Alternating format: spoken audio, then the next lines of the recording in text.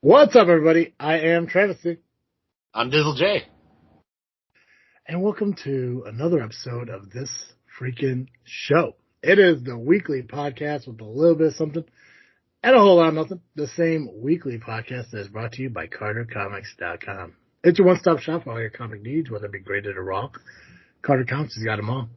All you gotta do is go to CarterComics.com, check out their amazing store, fill your cart up with all their amazing products. Again, whether it be graded or raw, depending on what you're looking for. Use discount code FreakNet to save you 10% in your entire order. Right now, they are offering free shipping on all purchases, and if you buy more than one product at a time, you'll get an additional 10% off your entire order. So if you go into CarterComics.com, buy 2, 3, 4, 5, 6, 7, etc., comics at once, you'll save a total of 20% plus free shipping. All you gotta do is buy more than one product and use the discount code FreakNet to save 10%. Not just on their website, but their eBay account as well. And all you gotta do is click on that link to their eBay account at the bottom of their homepage, CarterComics.com. Jay, it's what's up? I was like, I don't know who goes somewhere and just buys one comic book, so. Well, see, the only time I can ever see anyone buying one comic at a time is because that a lot of the Carter comics they have are graded rare comics. So there are comics on there that you can buy for like, $8, $9, $10 and stuff like that. But then there are some comics up there that can be up into the hundreds. So I can see if somebody's looking for like one particular book and they just need to get the one at that time. But the savings you get from just buying maybe one more. And that's what I love about Carter Comics is they try to accommodate every level of comic book collector. Whether it be just a casual reader who's just looking for something to read, or a guy who has a comic book collection, they need to add one or something like that. And what's cool about Carter Comics is that they're constantly adding more and more titles every single week. They have thousands of titles still that they have yet to get up onto the store just because there's so much that they have to put up there. So if you guys are out there and you're looking for a particular comic and you don't see it on their site, reach out to them either on Facebook at CarterComics.com or at their website and say, hey, I'm looking for this comic. Do you happen to have it? And if they do, they'll work with you and get you a deal on it. And if they don't, then, maybe they'll keep an eye out for it and try to search it out for you. So they're really cool. Like I said, they're very accommodating to their buyers and trying to do the best they can for those who are spending the money. So this is going to be a tricky show because everything in my heart tells me I should be talking about professional wrestling and then I should be talking about this as if it's JFW, but it's not. Joe had some real life work stuff he had to handle today.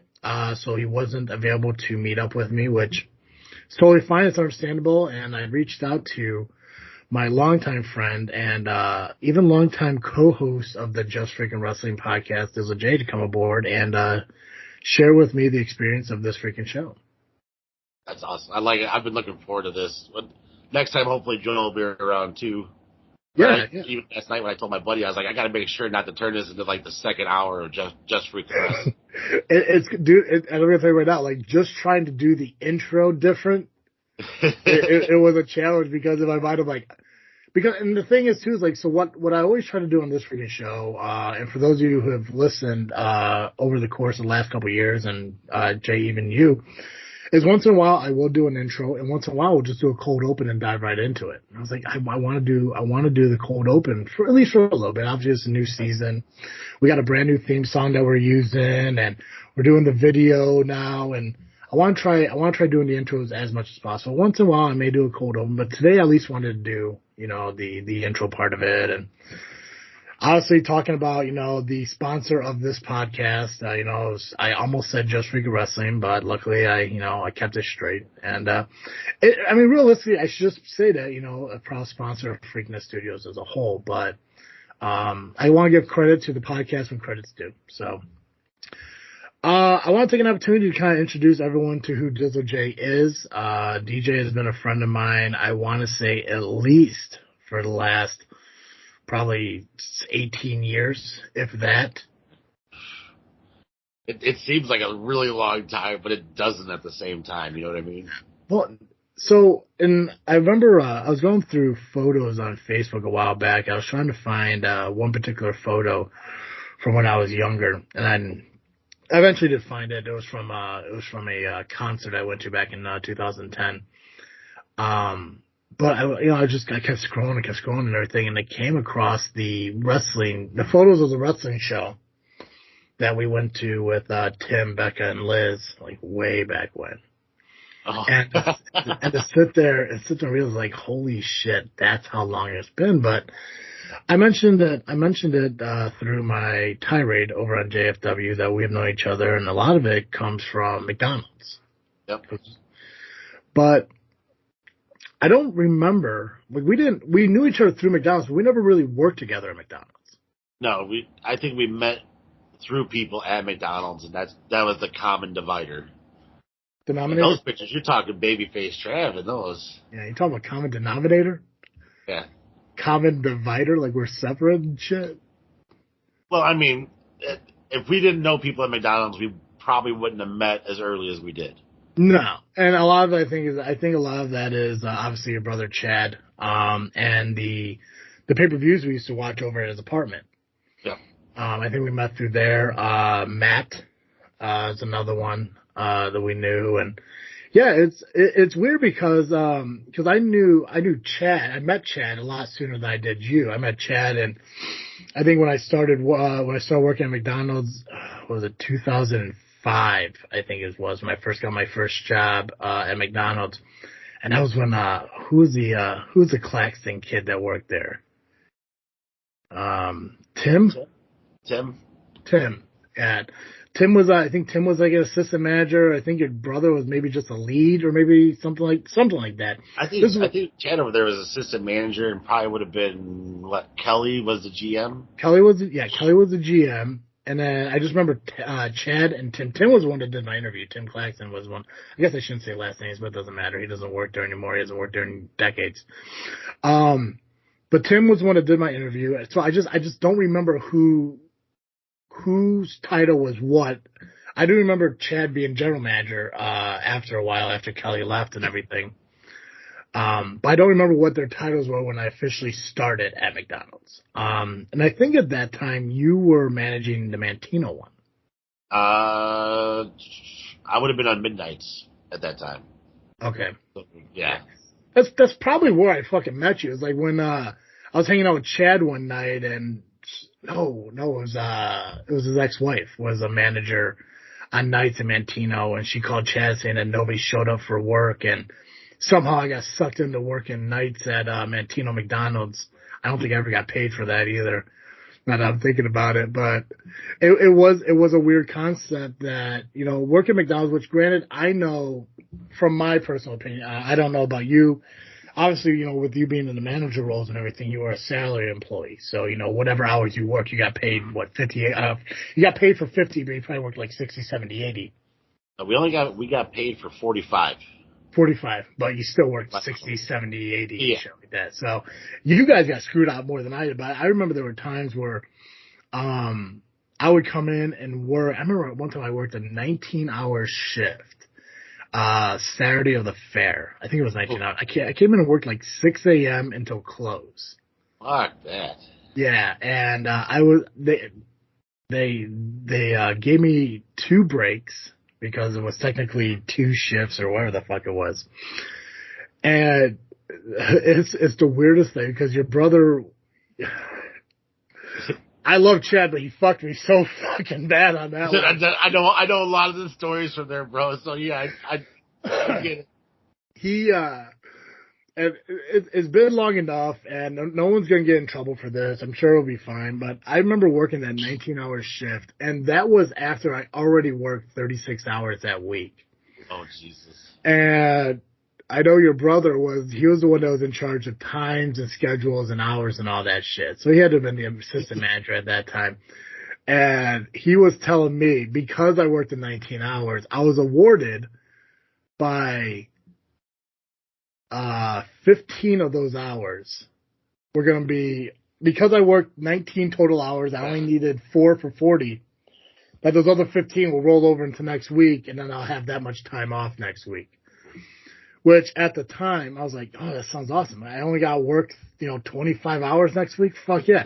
Not realizing that 15 hours of overtime was just taken from me, but a lot of those things happened when I worked at McDonald's. But honestly, at that time when I was in high school and everything, I was more focused on having the time off. As long as I was being paid, I didn't fucking care. But it was weird how much of a family people at McDonald's really came, Yeah. Just obviously just like any other family, some people don't get along. Some people get along and then they have problems with each other. And, but like, I remember that core group of people I worked with, like Jeff and Micah and, Brian, rest in peace, Brian, his sister Sarah, obviously Chad. And then you had McDonald's where, Stephanie was at, you were at, Liz worked, I think, fucking at probably every McDonald's there was in the Lindman McDonald's. It's just weird how like a lot of friendships came out of that. Not a lot of them stuck. I probably seen Chad maybe 3 times in the last like 10 years. But you, now. What's up? He lives in Atlanta now. Oh, did he move? Yeah, about 2 years ago, the company he's worked for sent him down there promotion, so. He's running 3 or 4 counts, 5 counts for 3PL. The last time I heard of Chad, him and his wife were hosting a foreign exchange student, which I thought was pretty cool. It was pretty nice of him.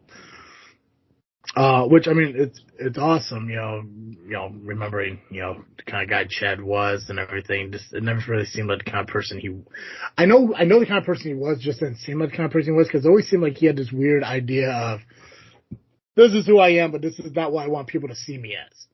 Like I know Chad wanted to be the hardest of hard asses, but deep down he was always a sweet fucking guy. Yeah. I laughed my ass off because when I came to Peatone McDonald's, mm-hmm. people were so afraid of Chad, and for the life of me, I could not figure it out because the boy had never been in a fight unless it was with me in his life. I'm like, I'll fuck you up before he will. Dude, it was weird because the thing is like if you knew the real Chad, then Chad allowed you to know the real Chad. He let you in. Right.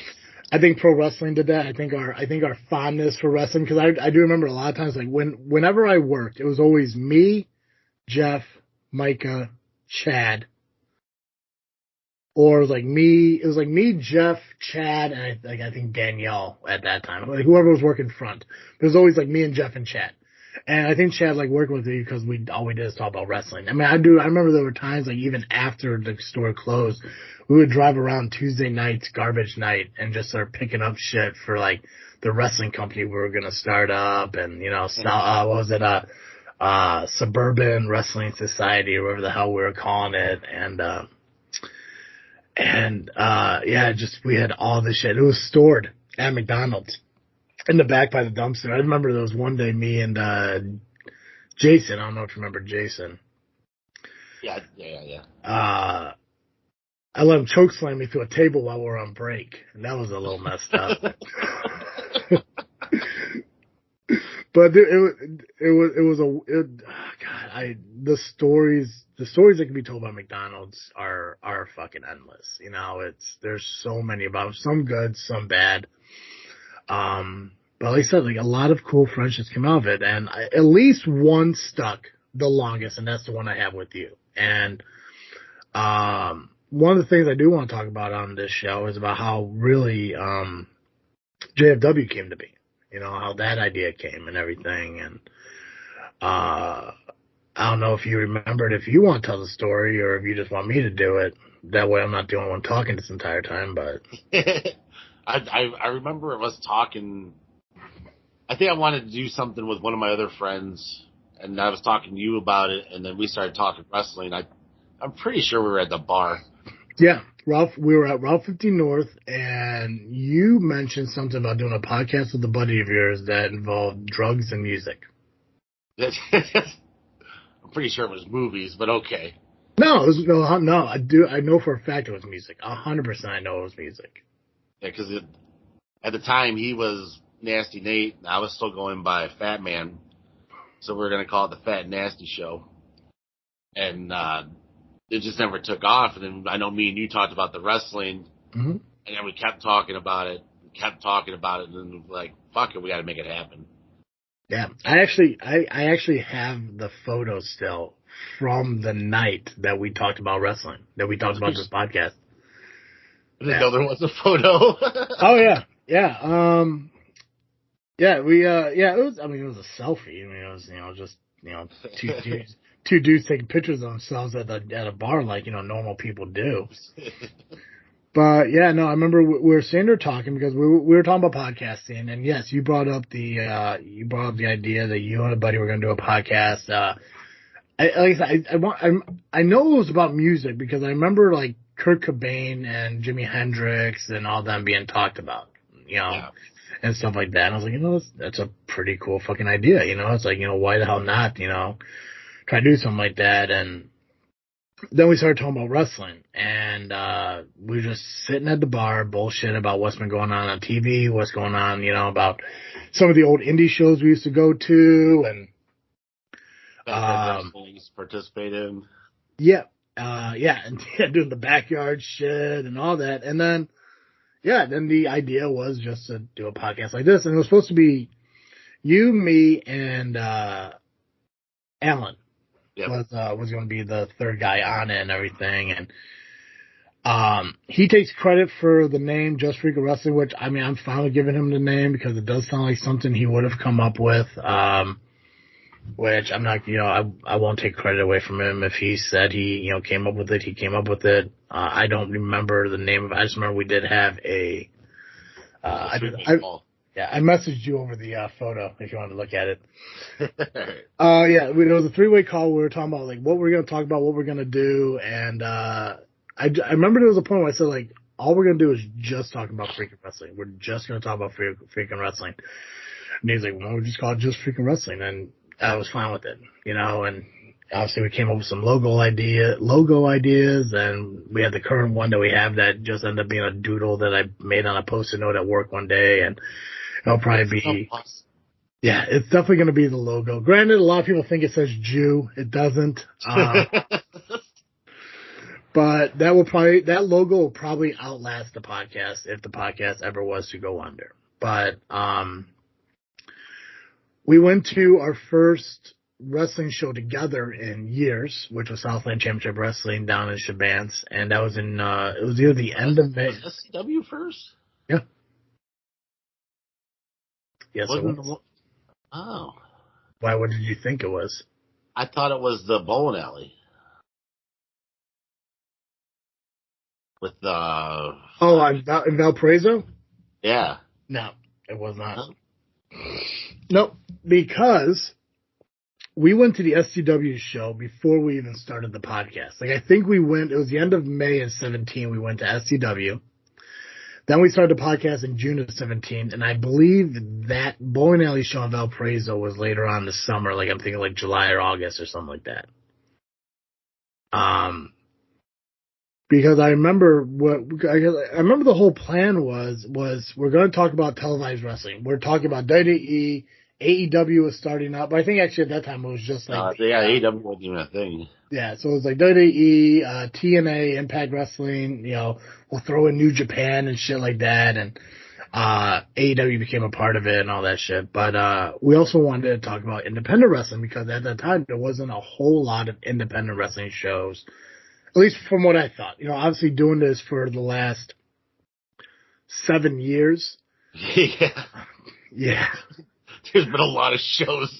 Been a lot of fucking shows. That there were shows that were happening. Independent wrestling wise, I just knew nothing about them because the people who were doing them would share it to their personal Facebook pages, but they were never really talked about.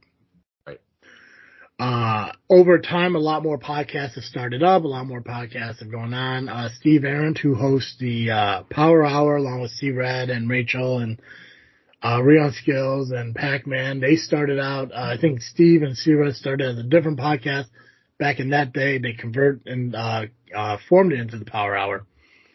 But the Power Hour started up, Hillbilly Record Podcast started up with Power Entertainment, just a bunch of other podcasts coming up. And the cool thing for them, and I'm happy for them, and I know I get a lot of grief from a lot of people about, like, well, this podcast has only been around for a couple of years, and, they got these many listeners, and you've been around for 7, and you only got this many. And that's true. But what makes our show different than every other wrestling podcast out there is that we started out as strictly only fans. Yeah. And we're not former independent wrestlers. We're not former guys in the business and stuff like that. And there are podcasts out there where it's just fans doing wrestling podcasts, and that's all well and good. The difference is they have somebody who's in the business that can kind of help them grow and promote and everything. Now, granted, we do try that. There's been success in it. There's not been everything. It's a weird concept on, the business is weird for those who aren't in it. So, I know there are some people out there in this business who want to work together and grow and promote each other and blah, blah, blah, blah. And then there are people who are more out for just themselves. We knew that because we went to a bunch of different wrestling companies, SCW, ARW, Northern Lights, Powerhouse Wrestling down south. And some worked with us, some didn't. Powerhouse. We did the commentary? Powerhouse, where we did the commentary, down in Pontiac. Yeah. R.I.P. Mr. Lyle. Thank you for giving us an opportunity to do the things we did with you. That was incredible. That had to be terrible to listen to. Because I remember we kept getting distracted by the wrestling in the ring and not talking. I listened to. So when I found out Mr. Lyle passed away, I went back and I listened to the show. Honestly, not that bad. It really wasn't that bad. I mean, obviously there were silent parts because we were still fanning out and watching. Yeah. Not a great concept to do an entire commentating of a wrestling show, though. Maybe not doing. I'm not big. I mean, Joe Rogan could pull it off, but doing a 3-4 hour long audio podcast of a wrestling show probably not the best thing. But the interviews are what was important to us. Or at least important to me. Okay. Those are so much fun. Yeah. Well, and that's the thing. Like, it opened the door for us to do more things like that. I mean, if it wasn't for us going on to Powerhouse Wrestling, talking with Lyle and saying, hey, can we interview some of your guys? We'll get them on the show, blah, blah. We got to talk to a lot of those guys.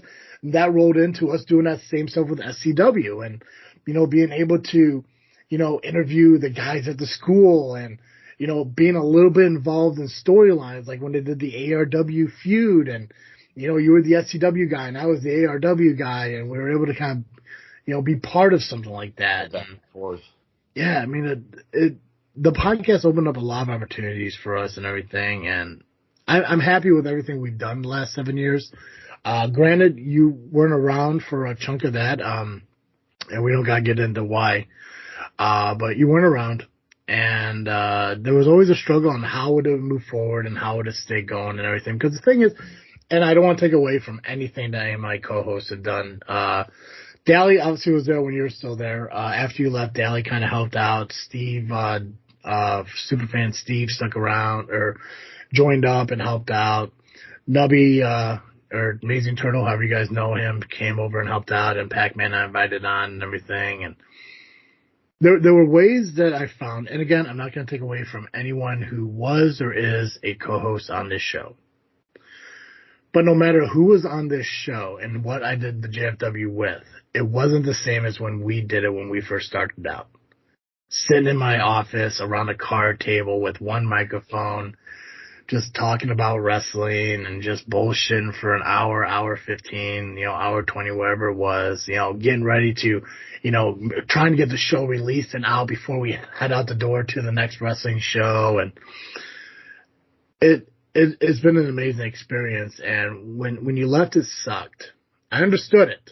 I don't want you to think that I'm not bitter about it. I don't want you to think I'm bitter about it. I don't want you to think I was angry in any way. I understood. And every time I messaged you and said, man, I wish you're still back. Hope you come back soon and everything. I 100% meant that, and it wasn't any trying to way to guilt you because I understand that life does happen. People come and people go. Steve was around for a long time until his work schedule changed and he couldn't be on anymore. And Dally was around for a long time until life, changed for her and she had to leave too. And I don't harbor any ill will towards anybody because I get it. Podcasting is a hard thing to stay consistent on. I mean, I looked at it and if I stayed consistent like I wanted to, and I look at the last 7 years or 6.5 years I did this, we would be hitting 350 episodes by this June. Holy cow. But we're not. We're at 200 something. If I was consistent in doing this freaking show, which started in 2015, I'd be hitting 450 episodes by this November. We're not. We're at 300 and something. So the shit happens. 2018 was a shitty time for me. And I allowed my personal life to interfere. And it was one of those times where like I allowed an ex-girlfriend to get into my head and mess with me and throw my entire plans and my idea of what my future is going to be, just cast away like it was fucking garbage. And because of that, I had to take a huge ass break. I had to walk away from podcasting just to take a break. And I put this freaking show under the responsibility of Colin and Joe, and I put JFW under the responsibility of you and Dally. And that wasn't really fair. It just really wasn't, and you have to do what you have to do for your own mental well-being. And I was saying this because to a degree what I've dealt with in the past, say, year and a half, that if I didn't sit back and reflect on what I needed for myself, I wouldn't be here talking to you right now. Mm-hmm. That's just plain and simple. Yeah. Not saying I'd be dead or anything. I would have left. Yeah. And that was something that woke me up, is when I had that train of thought and then a buddy had said something, that don't sound like you. Mm-hmm. Well, that's when I went and I sought further help. Yeah. But you have to do what's best for you mentally, physically, first and foremost mentally. Yeah. At least nowadays, I'm happy that my boys are coming up in a world to where mental health means something. It didn't when we were. No. You got something to cry about? I'll give you something to cry about. Yeah. Yeah. Get over it. Get over it. Yeah. Now I can talk to my boys. I can talk through what's the frustrating part and that stuff. And that took me a long time to learn to get that mentality out of my head. So, dude, don't feel bad for anything. You did what you had to do. Well, the thing is like, if 2018 didn't happen and everything stayed the way it was, maybe we'd be at a different place. I don't know. I'm not really big on, I love talking about the past. I love reminiscing about shit that happened, but I don't dwell in it. I don't sit there and think like, it's like, man, if it wasn't for this, I wouldn't, we'd be here, we'd be doing that. Absolutely not. I'm a firm believer, and obviously I wear this cross around my neck for a reason. I'm a firm believer that we are put on this earth to follow a certain path, and everything that happens in that path is supposed to happen the way it does. And I've talked about it many times on this show with Joe, and I'm not sure if you ever listened to any of those episodes, but it's all about challenges that are put forth in our lives by God. Jay, I know you're not a big religious man and everything, but just roll with me for a minute here. Get it, holy roller. Boom!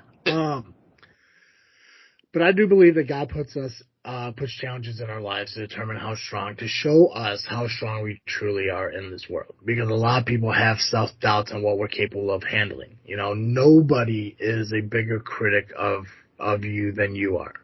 Oh, definitely. So when something comes across in this world and you sit there and think like, I can't handle this, I can't do this, it's just too much, I just cannot do it.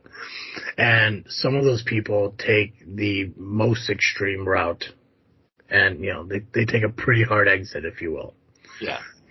But the one thing I've learned in life, and what helped me get over 2018, what helped me get back into this freaking show and just freaking wrestling, was the concept of, no matter what challenge is put in front of you, God will never give you a challenge that He knows wholeheartedly that you can.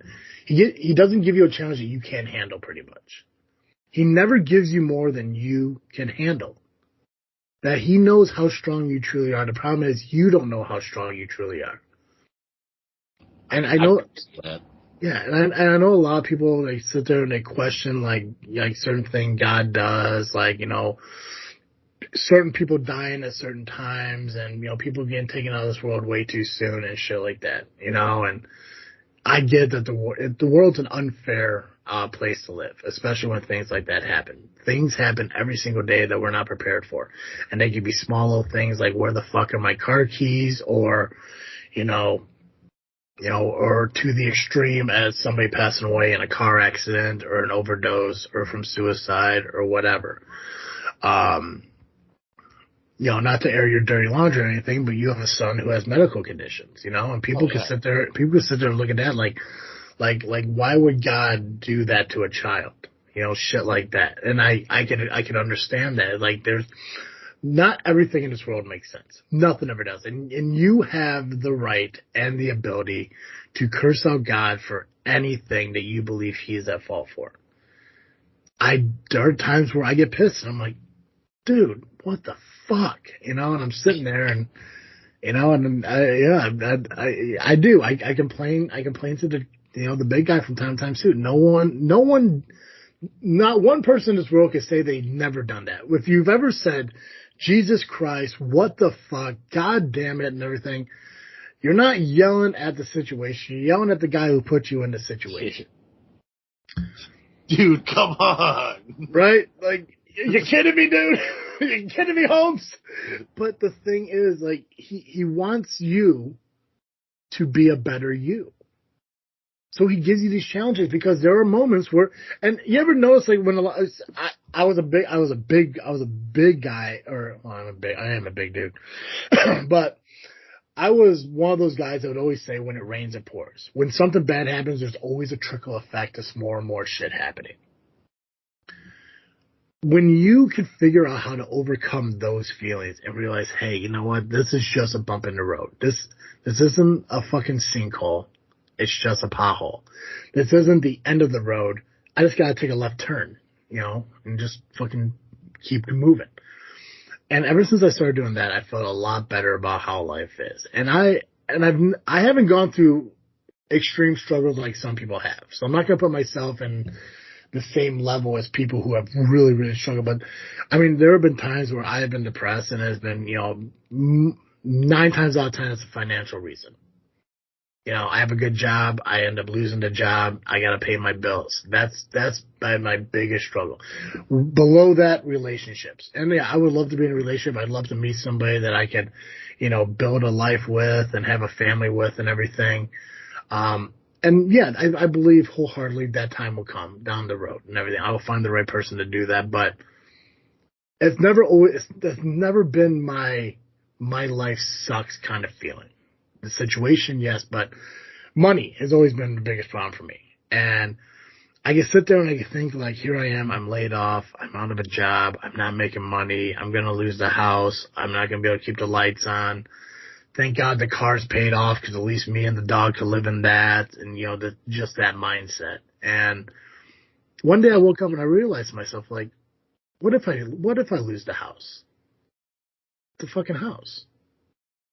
Yeah, it'll suck, but I'm not dead. I got family that loves me that would take me in if I needed to. I developed a whole concept of what I need to and what I want to, and the difference in the both. And I had an entire show of this last year. It's like there's a lot of things I need to do. I need to breathe. I need to have a job if I want to have money. Yep. I want a house. I don't need a house, but I want to live in a house.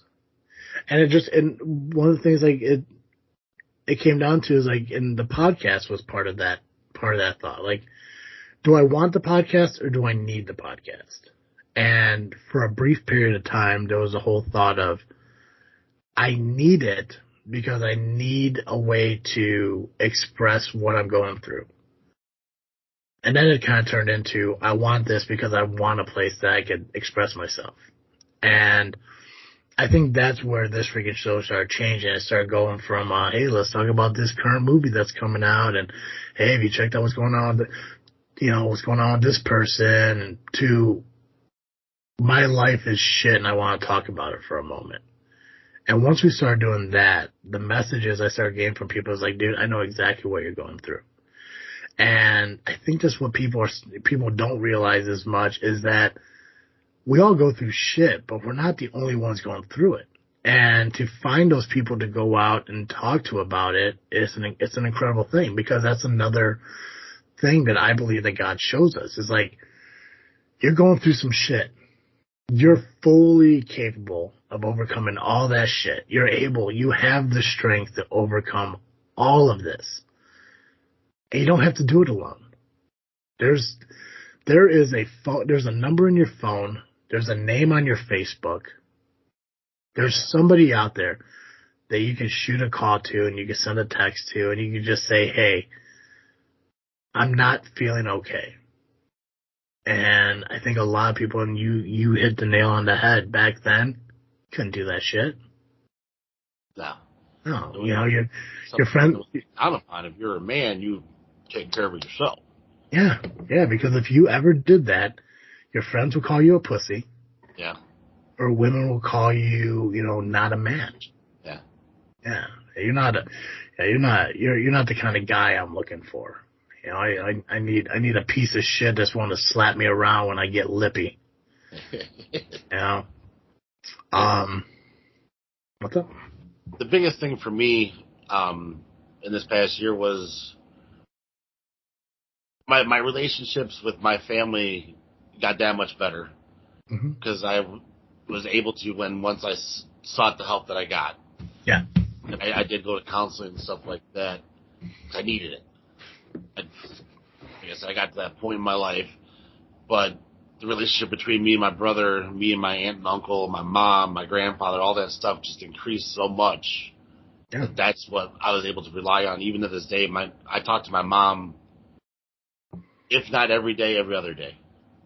So it's a constant communication. My brother calls and checks up on me because I have demons, and they come out.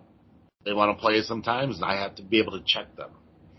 And that's something that took me a very long time. I struggle with constantly to keep those at bay. And you're well aware. I don't want to get on a high horse or nothing about that, but you know as well as I do my background. I was a junkie before 25, and then I cleaned up, but you backslide, and certain shit happens. You want to use it as an excuse. It's not an excuse. It's a crutch. And once I figured out how I didn't need that crutch no more, now I don't have to go out and pop a pill, snort a line. I can go to the bar, have a couple of beers, go home and go to bed. Yeah, dude. I'll never fault anyone for making decisions that they do in life that relates to their drug use, their drinking, or whatever. Live your life. Live your life the way you choose to live it, because you're the one that knows what's best for you. Right. I'm not a part of that lifestyle. I know that there are people who will sit there and look at somebody who has a lifestyle like that and instantly judge them. Like, oh, he does drugs. He's obviously fucking, he's a low-life piece of shit. He's, fucking white trash, blah, blah, but it's not the case, like, especially when you grow up in an area like ours, you're either somebody who does drugs or you're somebody who goes to fucking church. And sometimes both. But that's at one point in time I was both. and that's the weird thing. That's the weird area we live in. We live between Kankakee and Chicago. And everything in between. It's a slow merge into drug use and crime and all that shit. But like right in the middle, there's us. And sometimes there's store robberies, yes, here in our small towns and shit like that. But nobody ever really gets murdered around here. There's not that kind of crime around here. But the drugs are obviously fucking everywhere. And when you hang out with certain people who do certain things, you get involved in certain things. But that never defines who you fucking are. Because Because a guy like me and a guy like you, it shouldn't fucking work. Back then, it shouldn't fucking work. Yeah. But it did because we had common ground and we learned who we really are. And you know what?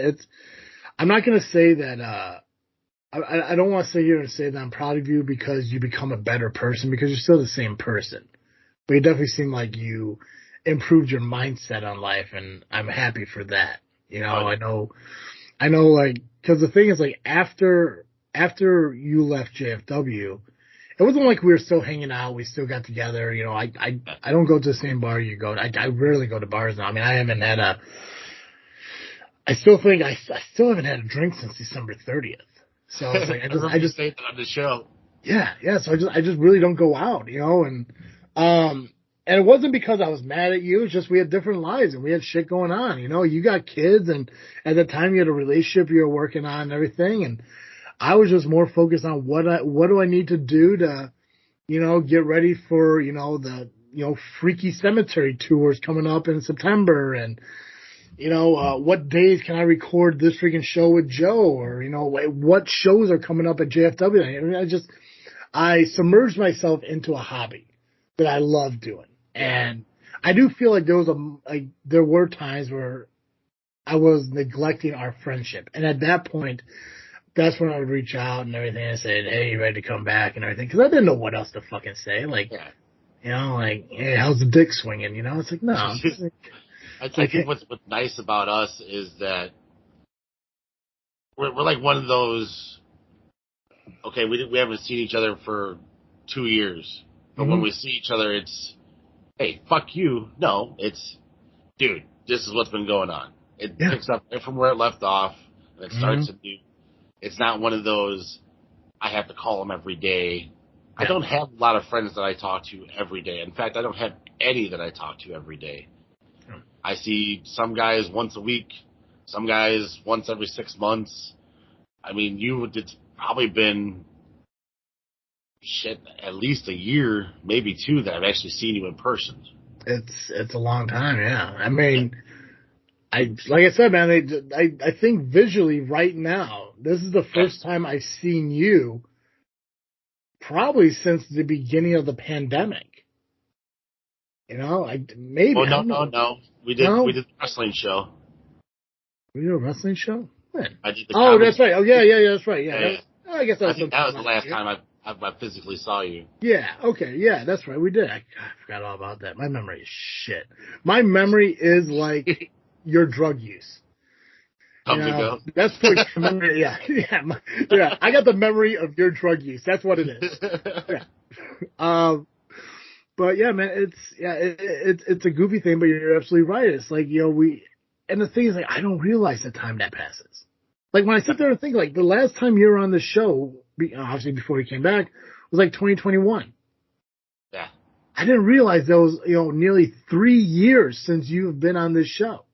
It didn't feel like that way to me either until I got back on the show, and I was like, holy shit, this has been a while.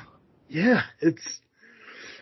And the one thing I love is, like, when you came on last week and did the first show in, like I said, nearly 2.5, 3 years, it felt just like the same fucking thing. Didn't change. Yeah.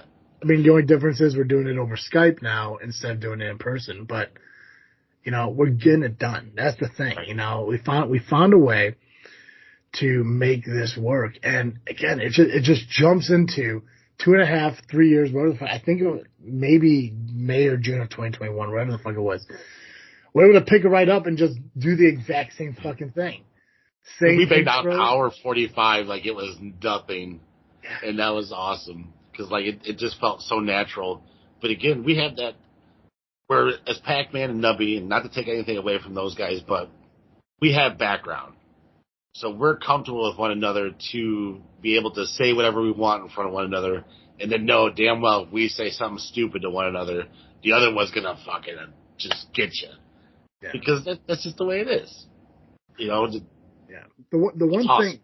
The difference, and again, and this isn't a knock on Pac-Man and Nubby. It's not knocking them, but it's a perspective that I've seen working with them on the show, working with you on the show, working with Dally on the show, and Steve. Steve Nubby, and Pac-Man are different than you, me, and Dally in the sense that when we podcast, we're podcasting for wrestling. For them, it's like they're podcasting for their character. Yeah. Which is not a bad thing. I don't want it to think like it's any type of knock in any way, but the thing is like, when Steve goes to fucking wrestling shows, he needs to make himself known. That's why he has a megaphone. That's why he badmouths everyone he can. He needs to make himself known. Nubby is a professional wrestler in this business. He strives on fans knowing who he is and knowing who his character is. And Pac-Man is growing as a character in this business. So for them to podcast the way they do, to make themselves larger than life characters for the fans, I understand it. And I will say I've been a lot like that lately. Like I've been bigger and more travesty than travesty, and for anyone who wants to see the difference between travesty of this freaking show and travesty of JFW, listen to the two podcasts that are coming out today. Oh, I listen. I mean, I constantly listen to them back to back, and it's two sides of the same coin. But again, we're more of a character in JFW, but we're still an extension of ourselves. Like some of the best characters in wrestling are just an extremer version of the person that's playing them. Yeah, and that's pretty much what we do over there. It's just us, but just amped way the fuck up. And I remember like going on like dating profiles and messaging with people and everything, and they asked me about hobbies, and I tell them like, well, I podcast and everything. It's like, oh, what do you podcast about? And I tell them, and then they say like, oh, I have to check it out. I'm like, listen to this freaking show. Don't listen to don't listen to JFW. And it's like if you posted so many times in those apps now. Yeah, I'm just like, if you do listen to JFW, just know that that's a character. But I mean, over the course of maybe the last 2 or so years, and I think a lot of it has to do with just feeding off the same energy that I get from Pac-Man and Nubby. It's like I'm becoming a bigger character than I normally am. But when I do the show with you and we're talking about TV and all that other shit, it's just us being us because we're just fans of wrestling talking about wrestling. To where you get like, Pac-Man who goes on his Lovely Intoxicated Men's podcast, they're talking purely about their wrestling, their independent wrestling, their work in the business. So working from a character perspective, I 100% get. Nubby, all the work that he does in this business, he needs to emphasize his character and and I get that too. It all makes sense. Like I said, it's not just because we're different doesn't mean one is better than the other. It's just not. But when I'm able to sit there and talk about WWE, TNA, NXT, AEW, whatever with you, and it's just us bullshit as we described it when we first started this out. Just two guys sitting at a bar drinking a beer, bullshit about what's going on in wrestling. That's what I loved, and that's why I'm happy that we're able to bring that back a bit.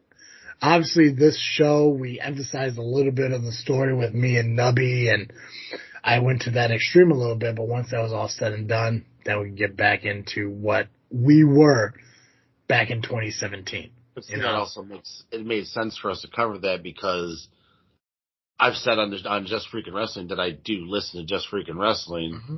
And so if someone attacks my boy on Just Freakin' Wrestling, I'm gonna bring it up or I'm gonna have my piece with it. So it just makes sense to do so. We didn't do anything that didn't make sense. No, and that fits the whole storyline. And fuck that crap. No, 100%, man. And you know what? If it's used to prolong a story, great. If not, at least it would be a great ending. But right. It's like I said, everything in this business, like it's the wrestling business, not the podcasting business, but everything in the wrestling business, it's like you really got to make your own opportunities. And if it gets picked up, it gets picked up. If it doesn't, it doesn't. It just is what it is. But at least have fucking fun doing it. And that was one of the biggest reasons we started JFW, because I knew it was going to be fun. I mean, even if you ever go back and listen to the very first episode of Just Freakin' Wrestling and everything, I had 2 years of podcasting experience in it. I don't know if you've ever were on a podcast before, or whatever. So never. it worked, dude. It just worked out. You know, like obviously it was a little bit clunky because it was brand new and everything, but other than the fluidity of what we've done, it's the same shit from day one.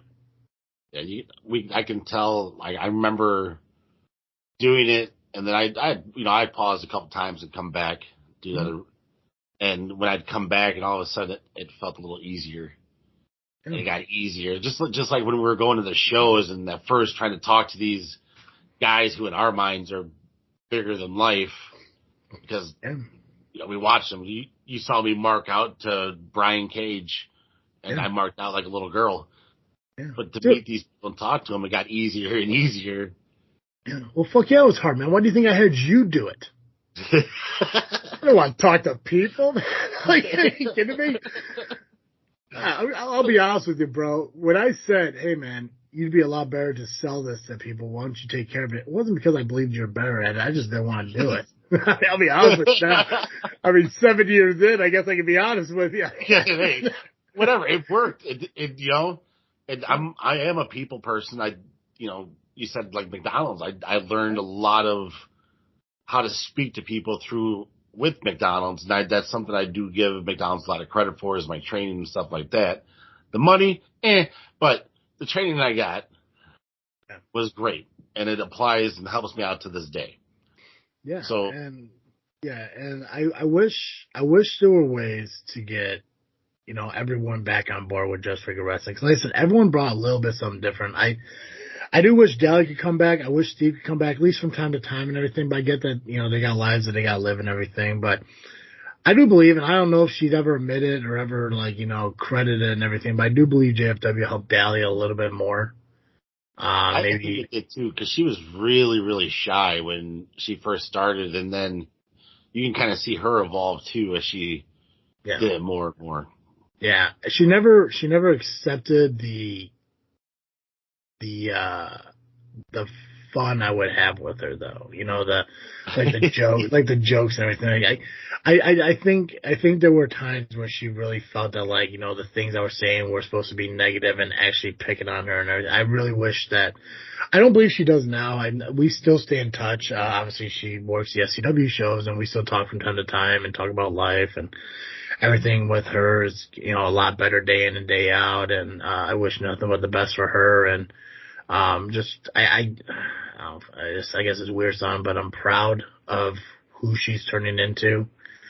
I think she's, I think her journey is becoming a better one. I think she got through got through the trees and got out to the open, the open light, and, not religious, just, she's seeing life as a better place, which I'm glad. And I hope she keeps moving forward in that, and I'm always going to be there to be a supporter and encourage her to do shit like that, because, everyone needs that. Oh, yeah. But it'd be cool if, we get her on from time to time, but I know her work schedule is a little bit worse than ours. Hers is more like, working into the evenings, working, every weekend pretty much and shit like that. But, she was really cool to work with. Steve was, he was fun to work with from time to time. I did enjoy working with him. He was funny, and he brought a perspective that was different. And he also was the reason I got 7 a.m. phone calls the next day from promoters wondering what the fuck he's talking about. So thanks for that, Steve. But I only did one show with Steve. When we did the show, I think I only did one show with Steve. You might have, but Steve was around for quite a bit, about 6 to 9 months. Oh, remember we were at the house, at person's house. We did the show. Yeah. I had to leave. Yeah, we created a reason that I got kicked off the show so I could go take care of my kid. Yeah. Building stories, man. Yeah, and that was actually Steve. That was Steve being on our show before Steve was even a host of the show. Yeah. That was before that. And I think he was still #fuck Steve then. #F Steve, fuck yeah. which is still apparently Rat J Flywheel was the one who had that on his shirt. Yeah. To this day, he still brings that up. Does he still apologize? So Nubby did an exclusive, which I still got to put these exclusive outs that Nubby did over at an ARW show last month or something like that, and he was talking to Flywheel, and he brought my name up, and he said, "Yeah, me and Tracy still have a little bit of heat and everything." Yeah, he still brings it up, and he brought it up to me sometime last year. I can't remember when it was, but I saw him at some show and everything. He's like, "You're not still mad about the shirt?" I'm like, "Dude, I was never fucking mad about that shirt." No, it was all work on our part. Yeah, but the thing too is like when he messaged me after listening to the show, and he messaged, he's like, "Dude, I'm sorry, I didn't realize." I'm like, "Dude, no, you're fine. I was just working the gimmick, brother. Like, I have no problems with you whatsoever." It was, but see, it's cool things like that. I mean, like, knowing that somebody I never knew was listening to the show. Like I said, the downloads are coming from somewhere. So people are listening. I think we marked out just a little bit because someone, like, mocked us or something like that. We're like, something we did got on a t-shirt that wasn't our t-shirt, so it's like, fuck yeah, we're gonna ride this train just a little bit. Oh yeah, dude, that was awesome. Our show has had like high spots and low spots throughout the entire time it's been around. I mean, I remember SCW used to announce, the announcer used to plug us. Yeah, Greg Hansen. Yeah, Greg Hansen. You're right. Yeah. He used to mention us at the shows, and. And and that was a great high. And I know we're going to get back. I can't say get back because it's been a slow growth. I know we're going to continue to grow. And I'm glad you're back. I'm glad I was able to get you on this freaking show and talk to you and everything. Because like I said, I mean, outside of wrestling, and granted, we talked, most of the show was talking about wrestling, but that's what we do. We're wrestling podcasters when we're together, and we did talk a little bit about, life and everything. And, I guess if anyone took anything away from what we talked about today is, like, always make sure you're reaching out to somebody. Even when you feel you're alone, you're never truly alone. There's always going to be somebody that will answer that phone call. It may not even be the first phone call you make. Because there are a lot of people out there that claim to be your friend that maybe won't be your friend, who won't pick up that phone and everything. But keep working on that phone book. Keep working through your contact list. Eventually, somebody's gonna answer that phone, and if you're able to sit there and tell them like, "I'm not okay," and they ask what's wrong, that's somebody who wants to listen. So. Make sure you continue to reach out to people. We're not going through this world alone. We're not going through this journey by ourselves. We're always going to have somebody with us. When you're a guy like me, even when you feel like you're alone, God's going to have your back. And as I mentioned, he never gives you more than you can handle. He never does. And sometimes we maybe not be able to handle it by ourselves, but at least he'll have somebody there to help us along the way. So make sure you guys continue to be better people. Make sure you continue to be, better in not only your life, but in the life of the people you have around you. Continue to grow your relationships, and just don't be a piece of shit. Don't be a dick. Jay, I'm gonna ask you the same thing I always ask Joe on the show, but what are you freaking thinking about? It's funny because like I've been listening, and Joe's been talking about an anime, One Piece. Mm-hmm. And me and my son are actually watching the same thing right now. We're about 600 episodes in. So I just thought that was pretty cool. That nice. I didn't know, Cartoon Joe. I should have figured cartoons, but it's just something I have found with each one of my kids. We had found a different anime to watch together. Nice. So it's just something I use as a family bonding thing. But other than that, it's just awesome to be doing this stuff again. So. Yeah. I don't know, like giddy. Dude, you were there at the beginning of Freak Net Studios, man. So like I said, I mean, it's still part of. I mean, everyone who's in Freak Net Studios is Freak Net Studios. But like I said, if you look at a pyramids thing and everything, obviously I'm at the top, but you and Joe are right there, and Nubby and Pac-Man and the Power Hour, and as we grow and me and Joe start the next podcast, that'll be incorporated into Freak Net Studios. And if there's other podcasts out there that, ever want to be part of it and we have a discussion, they become part of it, then they can be part of it too. And it's just about growing and building shit together, and that's what Freak Net Studios is supposed to be, and that's what it's going to continue to be. It's just a place where, people can come together and help each other grow.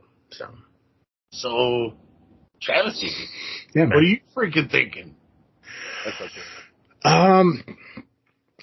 I've been looking a lot into, and I mentioned this last week. I'm looking into 72-hour water fasts. I heard you talking about it. And I really want to try it. And I thought that this weekend was the weekend I was going to do it. I thought that Thursday night after dinner, I have a fasting app, and I was like, you know what, let me see if I can do the 72-hour. Why the hell not? Let's give it a shot. And the reason I failed was because I had to go grocery shopping, and they have this belief that you should never shop hungry, which is 100% true. And at this time, I was 17 hours in, so. I was hungry, but I came home, I put all my groceries away, I laid down, I started watching Bones on Hulu. I'm a huge fan of the TV show Bones. Obviously it's been done for years and everything. This is my third time watching it through, but I just enjoy, crime shows like that. And I started laying there and I was like, I'm really hungry right now. I really want to eat, but, okay, I'm 20 hours in, all I gotta do is wait a few more hours. I'll be in bed. I'll get through that. I'll wake up. I'll be doing the podcast and stuff like that. I'll be fine. I can at least get through it. And then all of a sudden I started, compromising with myself and started justifying reasons to eat. I was like, I'm sitting there like, Travis, you could choose not to eat until Sunday night. That's fine. But, don't you get a packet of deli meat that might expire soon? Granted, you only bought it 4 days ago, but how long is that really going to last if you don't eat it? I'm saying like, no, you know what? I can make it to Sunday. It's like, Travis, there's a package of Italian sausage in that fridge you took out that thawed out, and you really need to cook that before it goes bad. You don't want to waste money, dude. It's like, it's fine. It's fine. I don't need to eat it right now. You want a cookie? Fuck yeah, I do. So I ended up. The cookies will get you, dude. The cookies will get you. M&M cookies are. I love M&M cookies, but I love sweets. My biggest problem is sugar.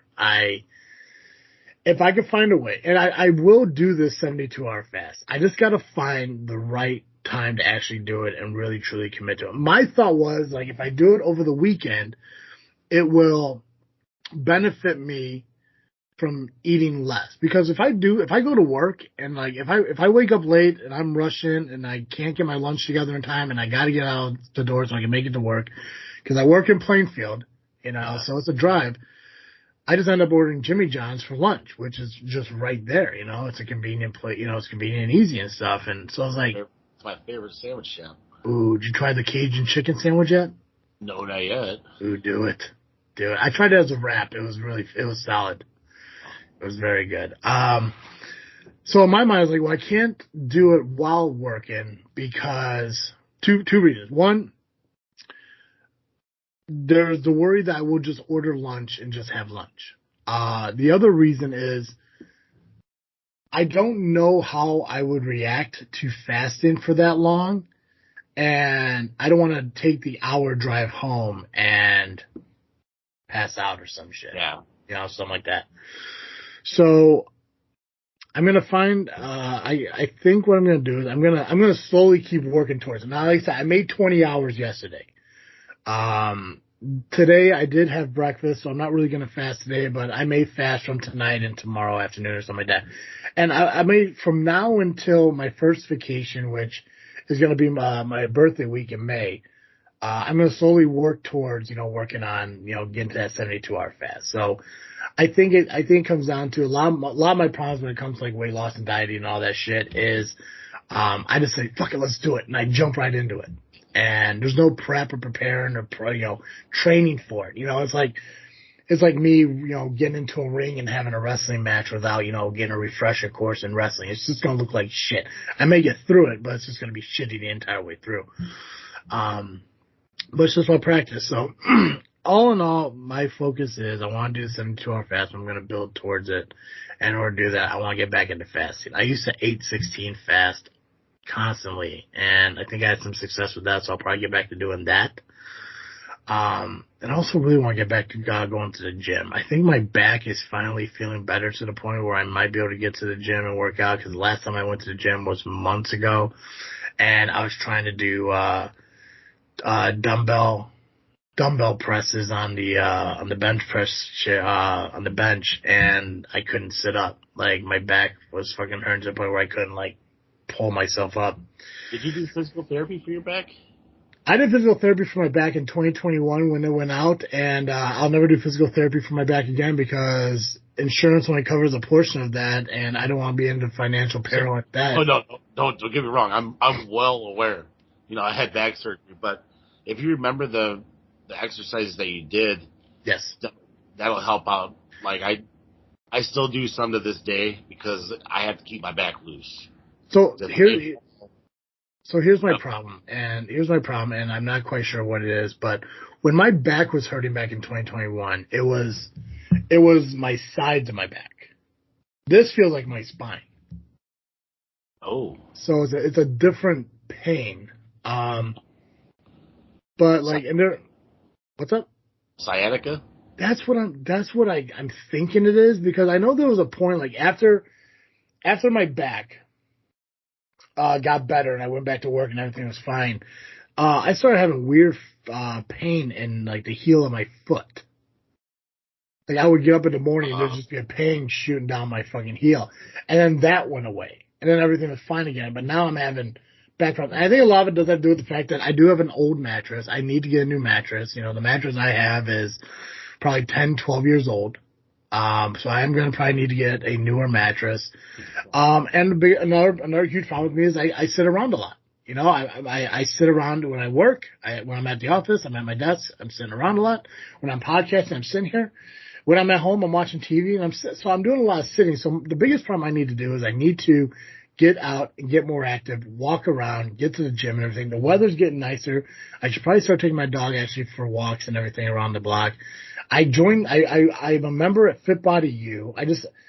I wish I had a gym buddy to go to, and my buddy Derek finally moved back into the area after 10 years, and he lives south. He lives down, in the Fit Body U area. I'm not giving out his location.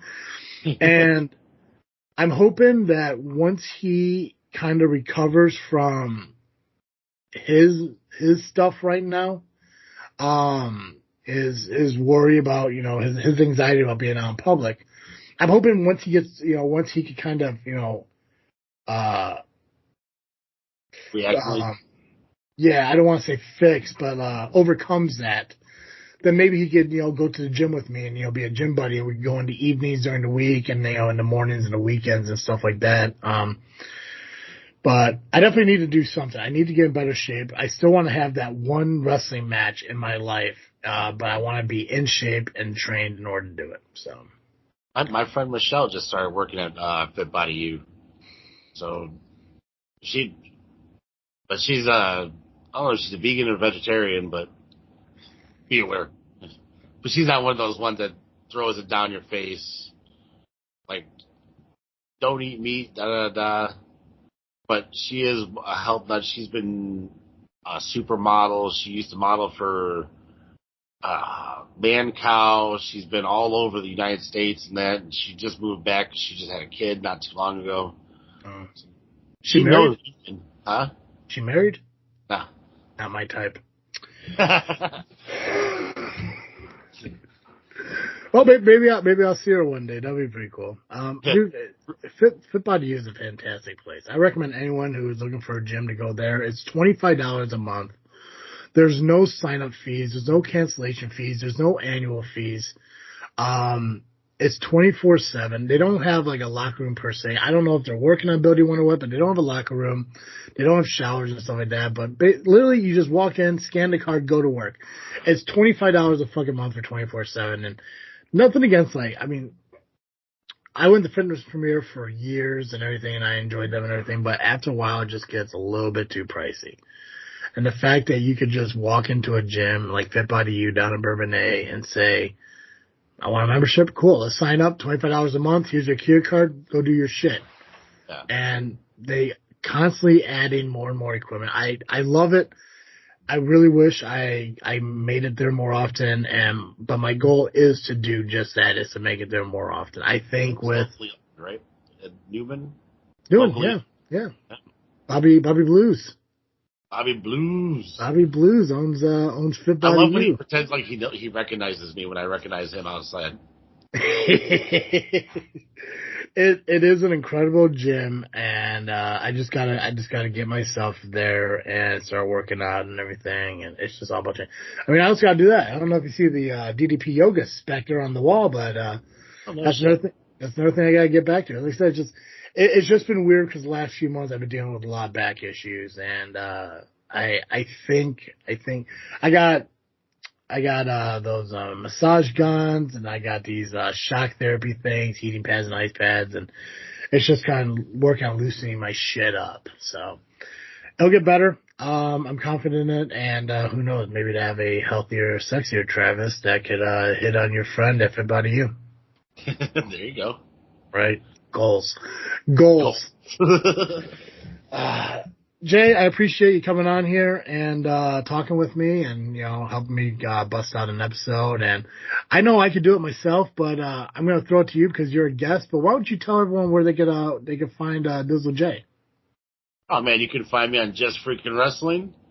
I'll be on the show at least 2, maybe 3 times a month, if not more. We'll see. If not, check out Travis every week on Just Freakin Wrestling, because that's what we fucking do. That's what we fucking do. Yeah, make sure you check out Just Freakin Wrestling, where me and Dizzle J host the televised wrestling conversations that we have. It's been fun. It's been great, and I look forward to doing it for many, many years, or until he quits and I ask him when he's ready to come back again. Either way, that'll be fine. Make sure you follow us on social media, Facebook, Instagram, and Twitter, just by searching This Freakin' Show. And, of course, you can listen to This Freakin' Show wherever you find podcasts. Just search us and subscribe, rate us, review it if they ask you to. And check out YouTube, because This Freakin' Show does release video YouTubes over on the Freak Net Studios YouTube channel, so make sure you check that out as well. So, yeah, guys, that's all I got. As always, I am Travis T. I'm Dizzle J. And thank you for listening to another episode of This Freakin' Show. I'm out.